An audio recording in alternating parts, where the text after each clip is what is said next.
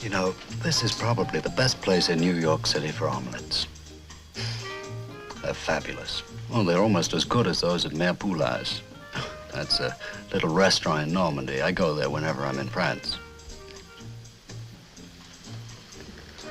That man sitting over there is Lester Boyd, sitting with a pretty girl. He's a newspaper reporter, and a darn good one. Dedicated, sincere, honest. And as far as I'm concerned, he only has one fault. He honestly believes that the pen is mightier than the sword. My idealism doesn't go quite that far. Today, you have to fight nuclear fission with... Well, I'm sure you get what I mean. Oh, excuse me. Hello, Lester. Good luck with the telecast tonight. I'll be watching. Well, thanks. Simon, I'd like you to meet the girl I'm going to marry. Darling, this is the famous, or infamous, Simon Templar.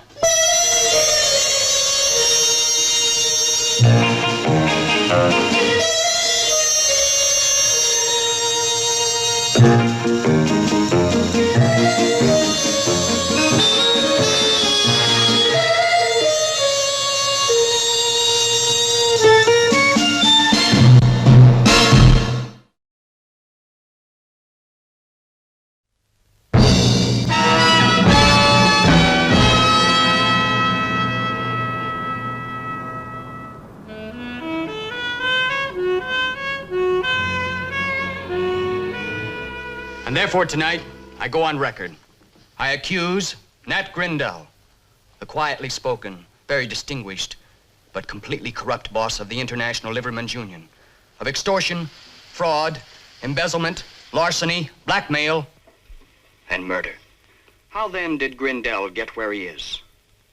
Because a long time ago, he discovered that election by democratic process was nowhere near as effective as election by bribery, or by the simple expedient of a bullet in the back of an opposing candidate. Here, then, is my portrait of Nat Grendel. 15 arrests, 7 indictments, but no convictions. Why? Because witnesses either vanish or die. On my show tomorrow night, I'll give you facts and figures. I'll prove to you that Nat Grendel has taken the trust placed in him by thousands of hard-working union members and perverted them to his own personal end. How much has he got on you, Nat? Quite a lot. You don't seem very worried. I'm not. In exactly 30 minutes, Lester Boyd will be dead. And on behalf of the New York Evening Herald, this is Lester Boyd saying thank you for watching and good night. Okay, Mr. Boyd. Well, honey, how'd I do? You really want us to tell you? Well, I want Jenny to tell me. Good or bad? Good for the Herald. Bad for Grendel. And worse for you. What have you been telling her, Fernack? Listen, Boyd, Grendel is dangerous. If you think he's just going to sit back while you put a noose around his neck, you're either a fool or a nut. Leave it to the police. We'll pin something on him sooner or later. Oh, sure. But how soon? Or more to the point, how late? Listen, Fernack. You too, Jenny. I'm no fool and I'm no hero either. I know Grendel will try to destroy me before I've had the chance to destroy him.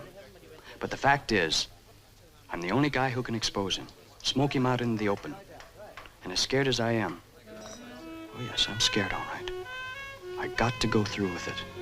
I can't quit now. I just can't. All right, Boyd. It's your neck. I'll give you all the police protection I can. I'll wait for you outside. Thanks, Fernack. What for? It's my job, isn't it? Oh, and Boyd.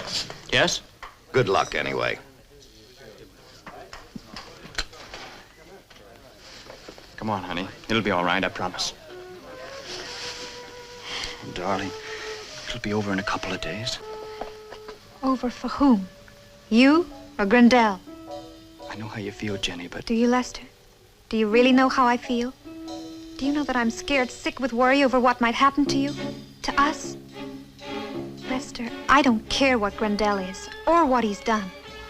All I care about is our life together. Jenny, I love you. Then please. Lester, you heard what Fernack said. Leave Grendel to the police. Please.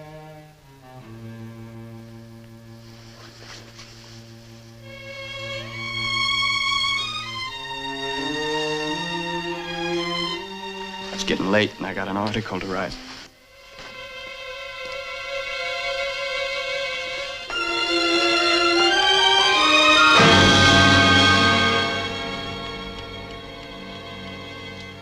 Boyd's behind schedule.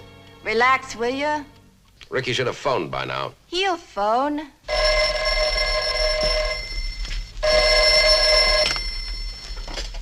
Yeah? I think he's just arriving at his apartment now.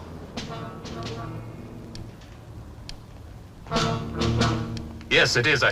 I call you back.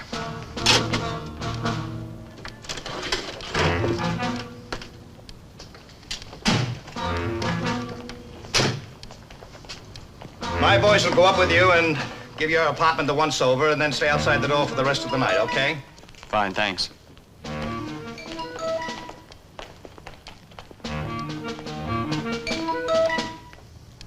Look after her, Fernack.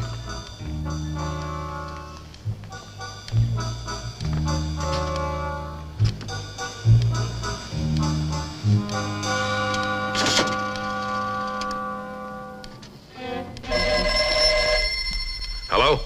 Won't be long now, boss.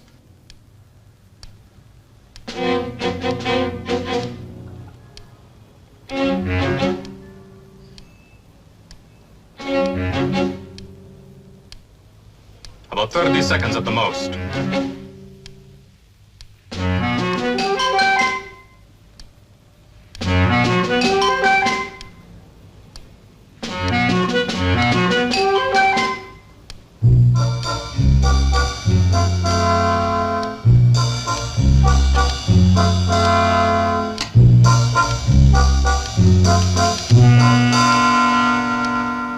Come on, I'll take you home.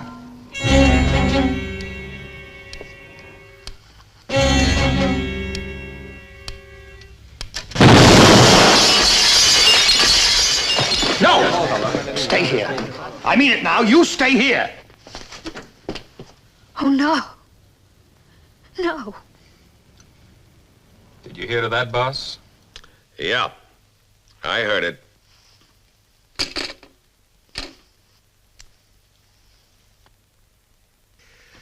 Mr. Lester Boyd is no longer with us.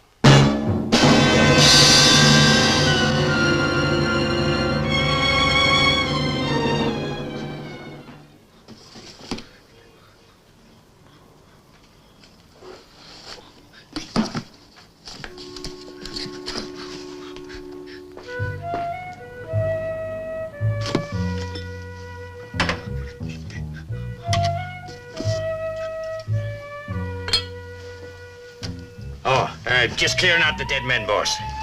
Well, that's very thoughtful of you, Hoppy. That one's not very dead, is it? It ain't? Why, it's hardly been injured. How about that? I guess I made a mistake. I guess you did, Hoppy. Now you can just go put them back. Every one of them. And in future, I will make the tea.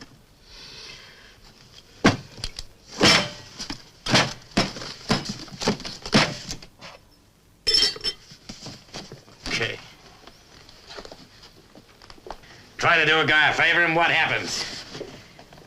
Just because you want to sling a few empty bottles in the garbage, he thinks you got an inferior motive. Ulterior, Hoppy. Yeah, that too. Anyone to think I wasn't to be trusted.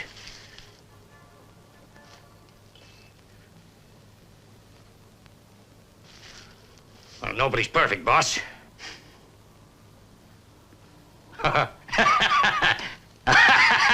Hey, you ain't sore at me. No, Hoppy, I'm not sore at you. Now, how about rustling out some hot coffee, huh? Okay, boss. As soon as I put the bottles back.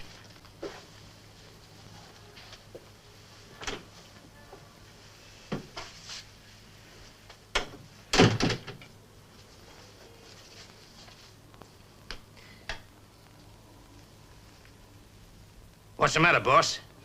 Mr. Boyd's dead. No. Blown to bits by a bomb in his apartment.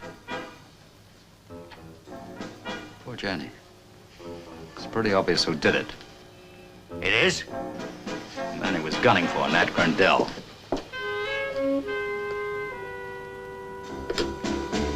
And why don't the cops haul this guy in? Because he has 10 lawyers keeping his murders legal. What are you gonna do, boss? Gonna take over where Lester Boyd left off. Hello, New York Evening Herald. This is Simon Templar. I'd like to speak to the editor, please. Mr. Templar, do you know Victor Reisel? Not personally, I know of him. He's one of the best reporters New York's ever produced. A few years ago, he got acid flung in his face for trying to do just the same thing. Now, Lester Boyd is blown to bits. And you want to take over where he left off? That's the general idea. Why? Maybe I'm a frustrated reporter. Maybe you hate Grendel's guts just as much as I do. Mr. Clinton, is it a deal or isn't it? I don't know. You know, you have the reputation of being a man who takes the law into his own hands. Now, I don't like that. Meaning that you don't think that I'm convinced that the pen is mightier than the sword? Well, are you? No. Now, personally, I think if you put a bullet into Grendel's back, you'd be doing the country a favor. Only that's not what I want. Now, I'm running a newspaper. I'll go along with anything you like to write. I'll even risk a libel suit. Only I don't want any violence, understand? Perfectly. Will you give me your word of honor that you won't physically attack Grendel in any way at all? Absolutely. Okay, welcome to the staff of the New York Evening Herald. Thanks. Now, where can I get hold of background stuff on Grendel? Boyd's notes. You can't. Why not? Boyd's files were burned. The explosion set fire to his apartment. Well, could you keep that a secret?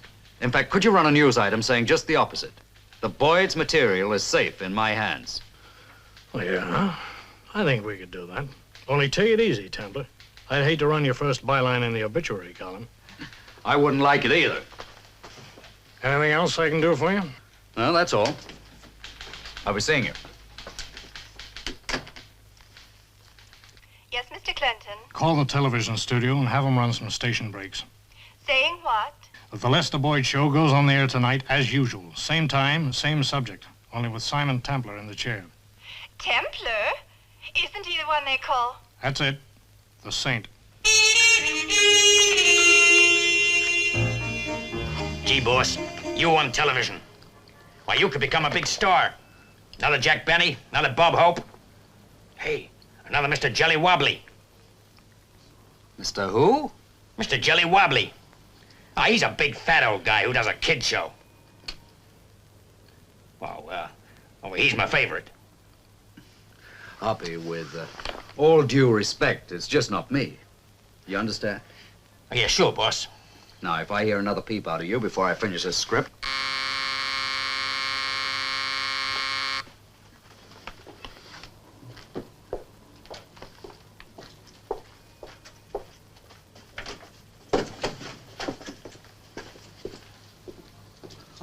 John Henry, you arrived just in time. I'm short of background stuff on Nat Grendel. Just what do you think you're up to? He's gonna be on television tonight, Lieutenant. Got his own show. That I know. What I don't know is why. All right, Templar, what's your angle? Same as yours, I guess. The same as Lester Boyd's. Yeah, well, you get this straight. If anyone's going to get Grendel, it'll be me, us, the police.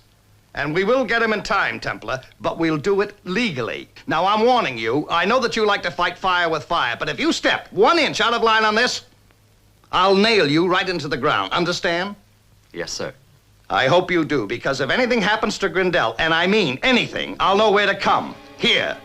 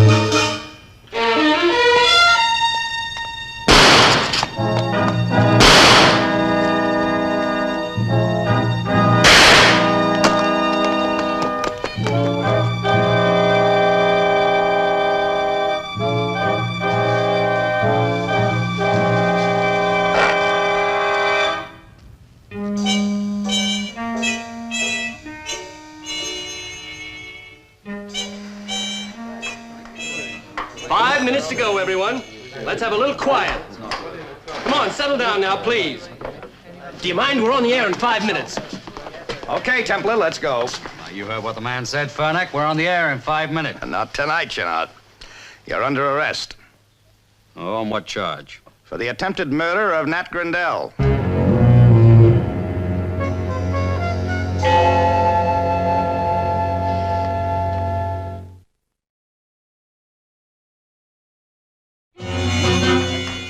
All right, Templar. You can talk as much as you like, but tonight somebody took a shot at Grendel, and you're the only man in the picture with enough nerve to do it. John Henry, you're wrong. In the first place, I don't shoot people down in the street, not even creeps like Grendel. And in the second place, if I did stoop so low, I wouldn't miss. And in the third place, that kind of setup is just not me. It's too crude. It lacks finesse. Hoppy, you know me pretty well. Wouldn't you swear unequivocally that I'm incapable of an assassination attempt, displaying so little artistic integrity? Oh, I wouldn't say that, boss. Why not? I don't know what it means. One thing I haven't told you. We've got your gun. What? I found it myself on the sidewalk opposite Grendel's apartment. You're sure it's mine? Don't you have a permit for a Beretta 32? Mm-hmm. Well, that's what we've got. Records are checking the registration numbers right now. Which will be listed under my name. Well, if it isn't, you'll have my most abject apology. Fernack, when I start making that kind of mistake, you won't have to come and arrest me. I'll come down to HQ and give myself up. Call for Inspector Fernack. Here. Fernack. Yes. Okay. Thanks. Bad news? The gun isn't yours. Oh, John Henry. How about that abject apology? Drop dead. Come on, boys. You'll make captain of detectives yet? You may be off the hook at the moment, but what I said earlier still goes. One step out of line, and you'll get it. Yes, sir. Oh, John Henry. As a matter of interest, whose gun was it? Lester Boyd's.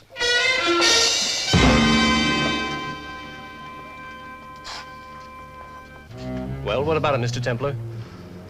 Fine. Ricci, you're absolutely certain you didn't see who fired that shot? Yes. You didn't see anybody at all? No, nobody. I didn't see anything either. Do you ever?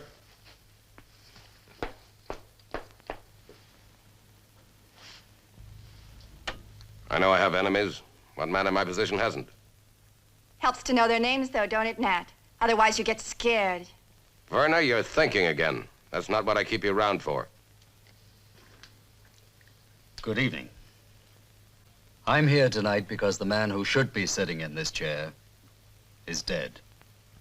As you know, a few minutes after last night's program came off the air, Lester Boyd was blown to bits by a bomb planted in his apartment. A fine man and a fine reporter was brutally murdered for speaking the truth about Nat Grendel, boss of the International Liveryman's Union, who has now added another murder to his long list of crimes against his own union members and against the state. Grendel, if you're watching this, there's something I want you to know. Shut up. Lester Boyd may be dead, but his voice still lives on in these notes. The detailed records of your crimes. Turn it off. And your sordid private life. Organized labor. I thought Boyd's records were burnt. So did I. This is another job for the engineer.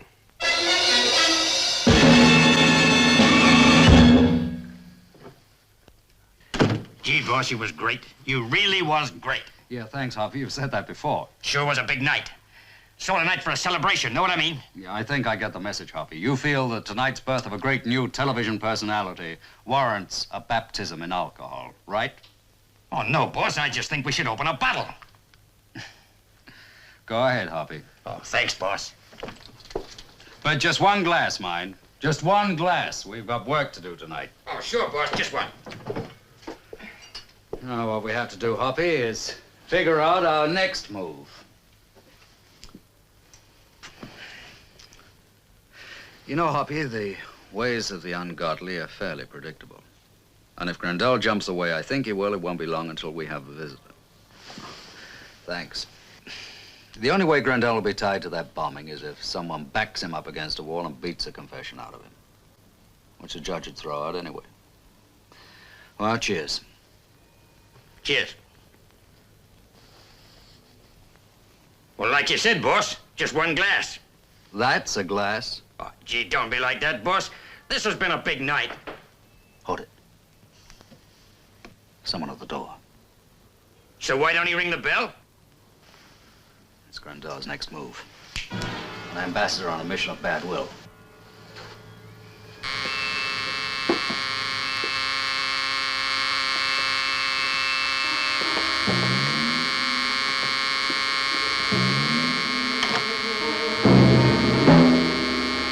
Jenny. Mr. Templar, I have to talk to you.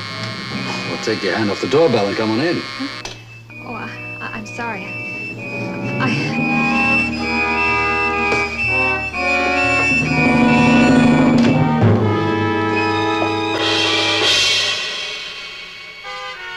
Call Dr. Grant. The number's on the pad. Tell him to hurry.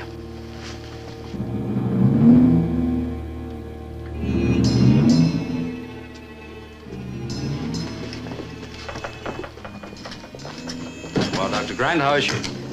Oh, she'll be all right. It's not as bad as you thought. Gee, Doc, that's great. Can I fix you a drink? You must be tired. I am tired of a lot of things.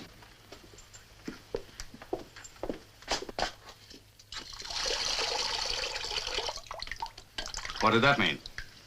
Who applied the compress? I did. Very neat job. Do you mind telling me about this? About half an hour ago, the doorbell rang. I answered it. It was Jenny. She passed out in my arms. You know her well? Not well exactly. I only met her once. You realize I'll have to report this to the police. I know the routine, Doctor, but in this case, I'd be grateful if you didn't. Unless you want to send your patient to jail. You see, until yesterday, Jenny Hallam was engaged to Lester Boyd. Mr. Boyd? You knew him? I knew of him. I admired him very much. I guess you know how he died. Yes. I read the papers. Somebody planted a bomb in his apartment. Nat Grendel. Can you prove it? No. Oh, he doesn't do anything personally. He hasn't got the guts, but he was behind it. Oh, I know it. The police know it. That's why, to avenge the murder of the man she loved, this poor kid took the law into her own hands and earlier tonight tried to kill Grendel. In the shooting, she got a bullet herself. Well, I'll drop by again in the morning. Doctor, nobody respects the ethics of the medical profession more than I do, but in this... I'm afraid we won't be able to move her for a couple of days, but you know how it is with pneumonia. Thanks. Good night, sir. Good night, Doc. Boss, we should ought to get another doctor fast. Well, why, Hoppy? Pneumonia. He must be crazy. Even a vet would know better than that. Hoppy, you missed the point. The doctor was obliquely trying to pass on the information that... Skip it, Hoppy. Right now, the important thing is to get a line on Grendel's next move. If he has issued an order for my execution, I'd like to know how, where, and when. So how do you find out? Oh, it's simple, Hoppy. After a good night's sleep, I shall go see Grendel and ask him. Oh, yeah. I never thought of that. Ask him. Ask him.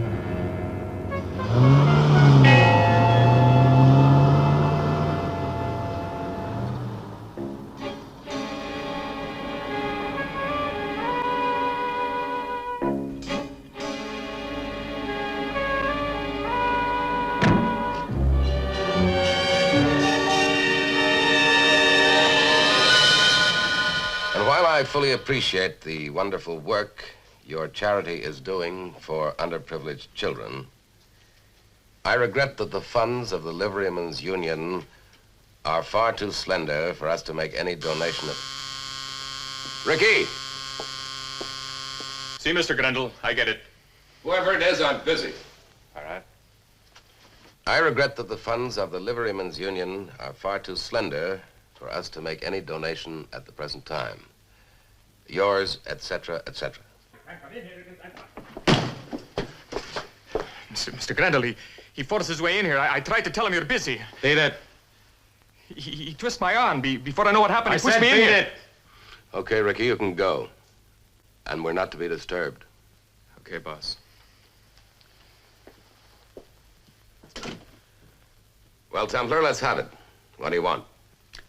Merely to see how the other half live. The rotten half. I don't understand you, Templar. What's behind this crusade of yours? What's your angle? I've no angle, Nat. I just happen to hate phonies and frauds. Union bosses who exploit their members. You talk like a mixed-up Boy Scout. You are a parasite and an extortionist.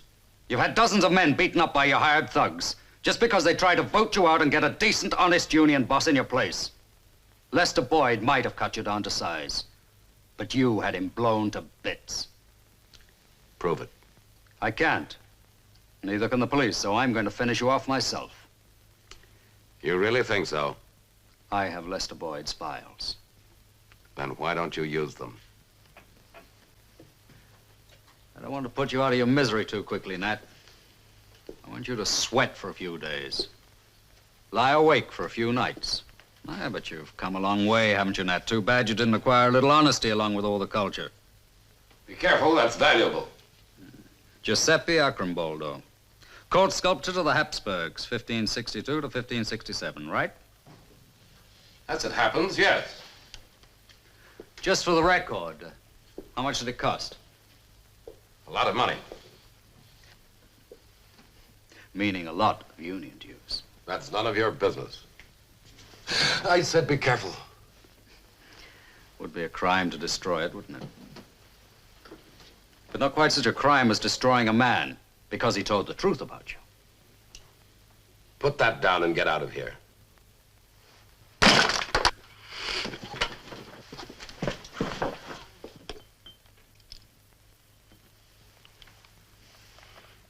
You maniac! You destructive maniac!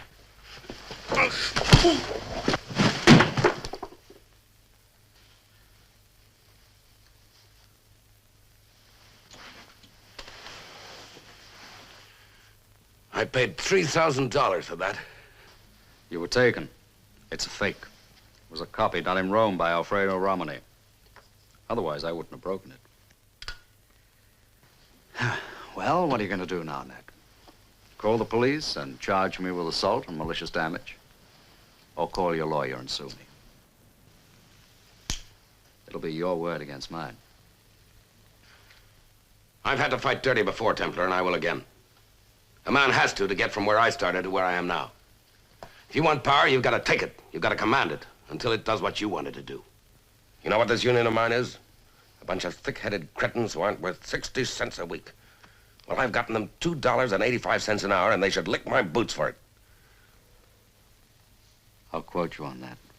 You can do what you like. But you're number one on my list now, Templar, and you're going to regret it. But beating me up won't be enough, will it? I have to be killed. I wonder how you'll do it. Probably end up by farming out the job as usual. Because you don't have the guts to kill anyone yourself, even if he was trussed up like a mummy. Well, I'll leave you to brood about it.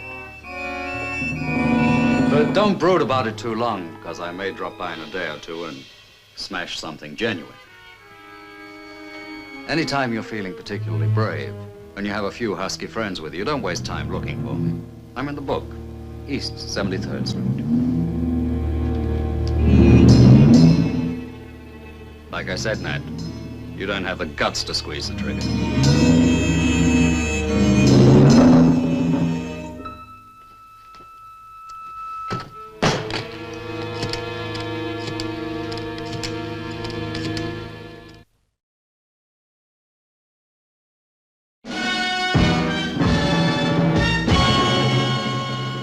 I keep telling you, for a stiff jaw, ointment of chamomile.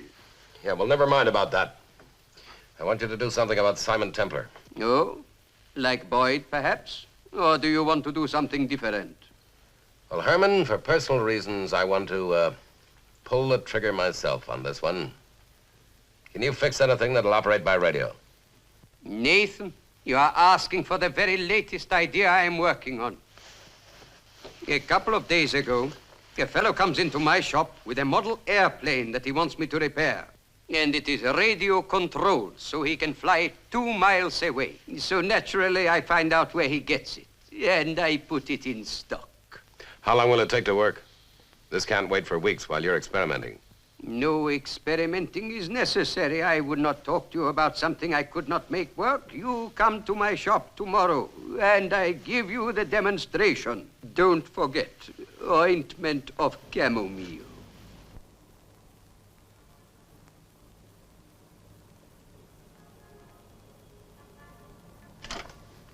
Hi, Doc. How is she? Fine, under the circumstances. Where's, The boss? On the terrace.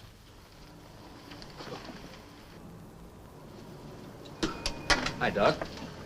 You a ham radio operator? No, not really. How's Jenny? Nearly as good as new. She can go home tomorrow. Good. By the way, will you send me the bill for this? There isn't any bill. I like Lester Boyd, too. Oh, that's very decent of you. Forget it. By the way, she'd like to see you. Oh, fine. Don't stay too long. She's still pretty weak. 5 minutes. Hoppy, will you see the doctor out? Sure, boss. Goodbye, Doc, and thanks for everything. You're welcome.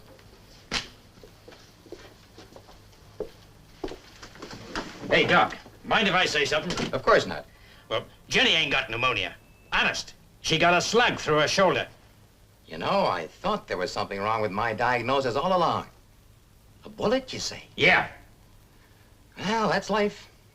Mistakes will happen.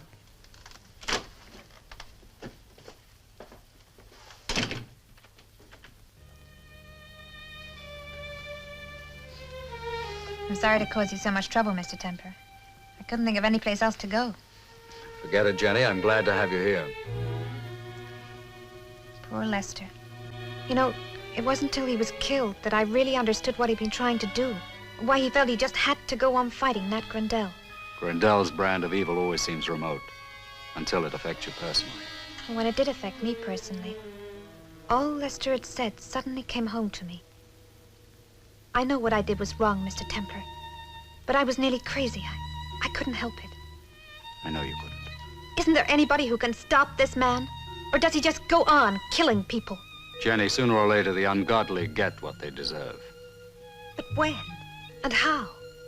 Don't you worry about it now. The important thing is that you get better. And if you're a good girl, you can go home tomorrow. Getting better doesn't seem very important. Maybe not now, but it will. I've known Lester all my life. The Boyds moved next door to us when I was 9. I guess I fell in love with him on the spot. You know something? What? I've never been out with anybody else. Never? It was always Lester and me. All through school, he carried my books, helped me with English. It was the same way at college. Parties, dances, formals. I just don't think I'll be able to face it without him. Yes, you will, Jenny. You've too much courage to quit.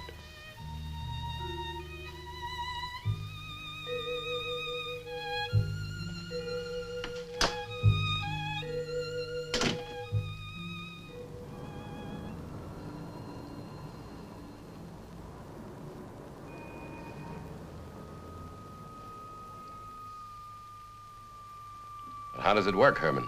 Oh, it's beautiful, Nathan, and so simple. This is the transmitter, and this, the detonator.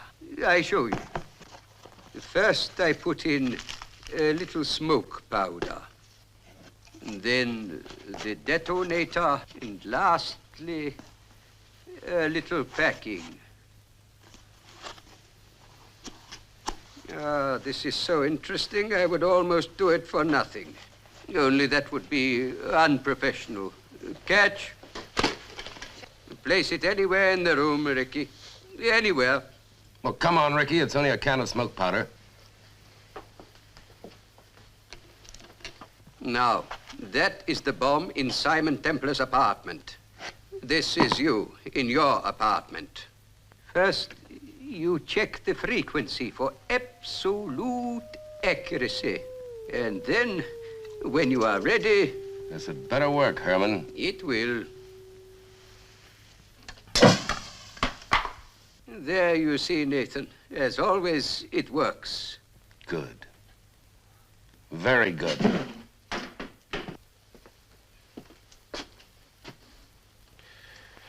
The only trouble is that after what happened to Boyd, it's going to be hard to plant a bomb in Templar's apartment without his knowing it. What if your men planted 2 bombs? One that Templar was meant to find, and the other... Maybe. But it'll have to be a real bomb. It would be a waste. But then... Make 2, Herman. How soon can you have them ready? Well, let me see. If I start early in the morning, maybe I finish at 6 o'clock. What's the matter with starting tonight? Tonight is impossible. Tonight is Wednesday. So it's Wednesday, so what? It is choir practice. I play the organ.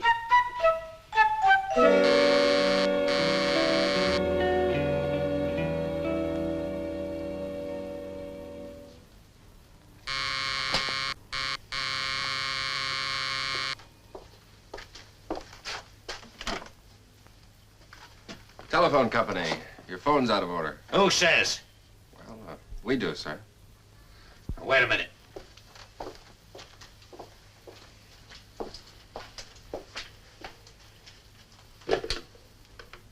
It was okay an hour ago, now it's dead. Okay, come on in.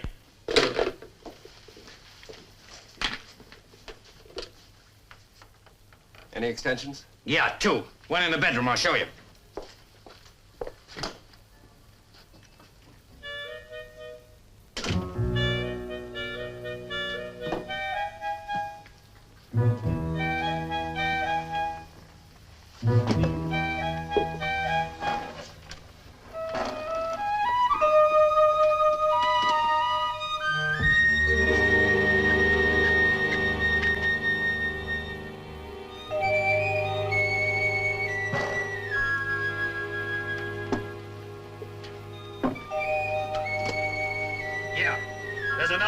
In the kitchen.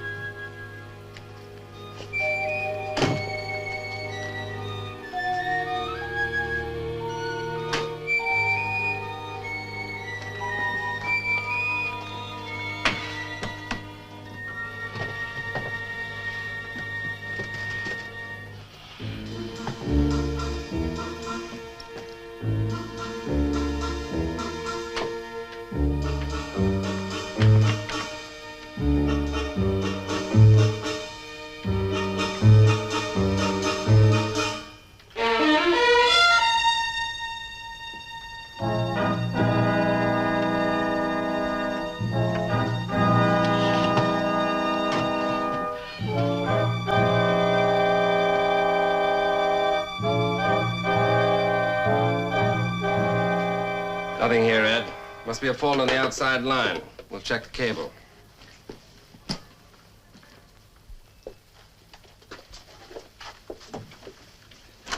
Sorry to have bothered you, sir. No bother. We'll have it fixed in a few minutes. Thanks.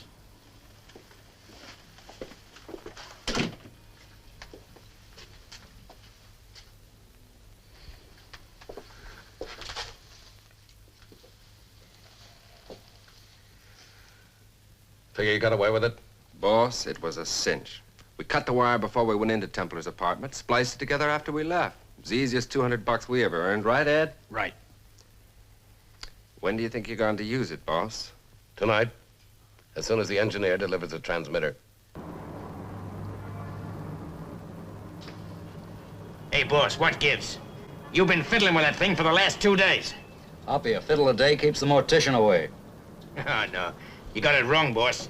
It's, an apple a day keeps the doctor away. Yeah, Hoppy. Now, tell me more about those telephone repairmen. Boss, nobody fools me. You know that. They got identification, the lot. The works. And the phone really was dead. I tried it. What? They was only here maybe 3-4 minutes. Then they said it was the cable outside, maybe. So they went out and must have fixed it, because the next thing I know, the phone works fine. Hey, boss, you think maybe they wasn't the genuine article? About as genuine as a Japanese diplomat the day before Pearl Harbor.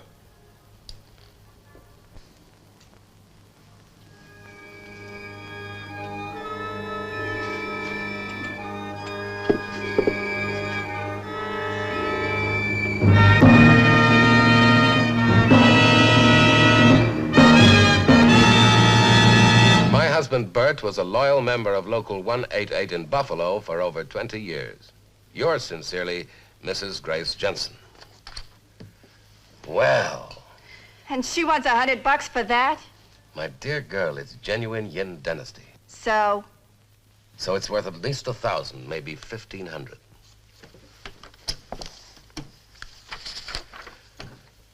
Mrs. Grace Jensen, 76 Wellington Avenue, Buffalo, New York. Dear Mrs. Jensen, I am indeed saddened to hear that the widow of Bert Jensen, whom I knew well, is in financial difficulties. Be right with you, Herman. There is no hurry, Nathan.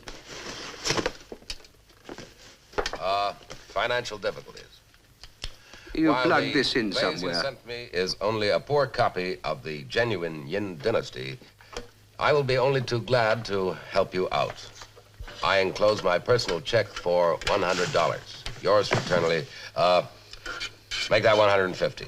Yours fraternally, etc., etc. A real sport, aren't you, Nat? With widows yet. Well, where are you going? A movie. Stay here. I don't feel like being around you very much, Nat. And I certainly don't want to watch that. Now, don't get me sore, Verna. I might kick you out. Just remember, you don't look like you did 9 years ago. You want to know something? You and that Yin dynasty got plenty in common, too. Dumb little broad. Oh, Herman, does it work? Of course. That is, if your men did their job properly. Oh, it was a cinch.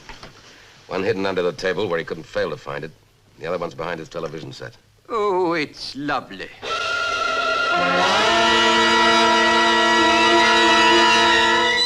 Where did you say you found it? Under that table. Presented by Nat Grendel. And compliments of the engineer. Well, we can always trace this. Have you ever been able to tie anything to him that way? No, but there's always a first time. Oh, supposing you are lucky. You think you'll get Ubalash to talk? He'll never say who hired him. Just on a point of pig-headed Prussian pride, you couldn't open his mouth with red-hot crowbars. And if you think otherwise, you're kidding yourself. We've got to keep trying. For how long? Till we get them. Legally. Isn't it an ancient legal doctrine that if anyone injures himself in an attempt to commit a crime, it's strictly his own fault? Well, for instance, suppose we were standing on the edge of a cliff, and suppose you try to push me over. I step to one side. You fall instead. No court in the country could blame me for not standing still and letting you push me. Is there any charge for your lecture on legal technicalities? All right, let's look at it this way. Right now, tonight, Grendel is fooling around with a remote control device that would have exploded that and blown me to bits. How do you know? I heard it on the radio. This one. It's tuned into a shortwave transmitter I planted in Grendel's apartment. And how did you manage that? Oh, it wasn't difficult. I planted it in a vase while Grendel was busy picking up the pieces of one of his favorite antiques. Oh, very neat. Very neat.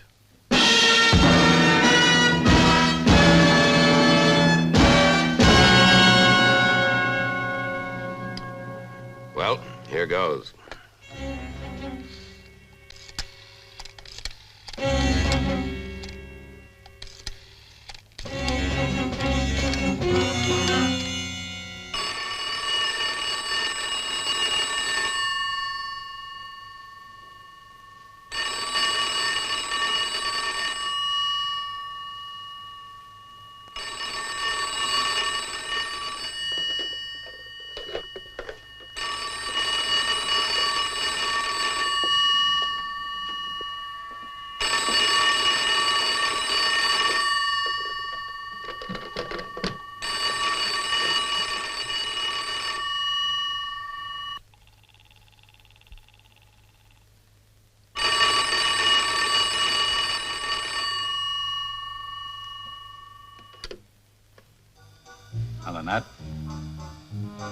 Yes, I was expecting to hear from you.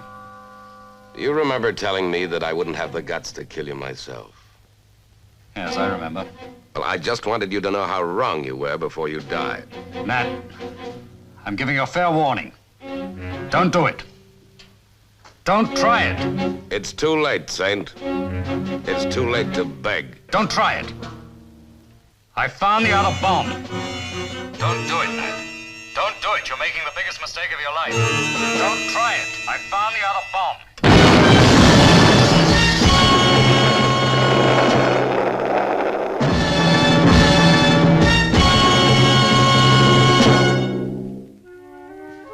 And so, thanks to Lester Boyd, a sad and grisly chapter in the history of American labor has come to a close.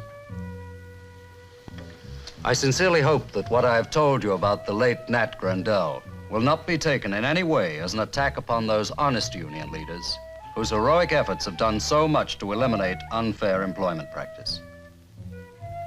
Thank you, and good night. Gee, boss, you were sensational. Thanks, Hoppy. What'd you think, Jenny? I think Lester would be happy. Thank you. Simon, you risked your life. I'm terribly grateful. Oh, Jenny, there wasn't any danger. I found 2 bombs. You see, I was supposed to feel so smug about finding the first, I wouldn't bother looking for the second. Ah, they couldn't fool you, boss. He planted the other one in Grendel's apartment. Yes, in a Yin Dynasty vase. It would never have exploded if Grendel hadn't pressed the button. I got the idea from Shakespeare. You remember the line about the engineer hoist with his own petard?